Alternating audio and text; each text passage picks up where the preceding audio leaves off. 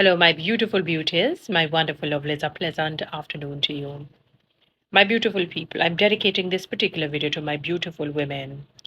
My dear women, one of the reasons why we find ourselves being vitriolic towards other women, or some women being negative towards other women, lacking compassion, lacking understanding, always putting down the woman, tearing down the woman, is that we live in a patriarchal society, where women are always, or let me not say the word always, are generally put in second place to men. And I don't know if it is the scripture where it says men are the head of the household taken out of context and how God had intended for it to mean. It doesn't mean that because God, you know, designed men to be the head of the homes, it meant that he designed men to control or to divide and to conquer. That's not the etymology of what he was designing. He designed the man to be the leader, the man to be the protector, that safeguard for the woman, you know, and that man who ensures that his home is secure spiritually and naturally.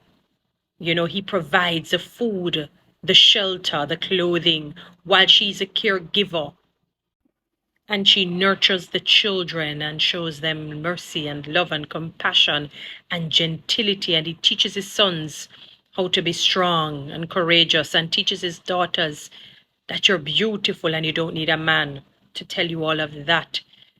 But my dear women, because of that, your self-esteem, or many of our self-esteem has been, or our self-esteem has been singed, annihilated in some instances. If you check the book of Malachi, that was like 400 years before the book of Matthew.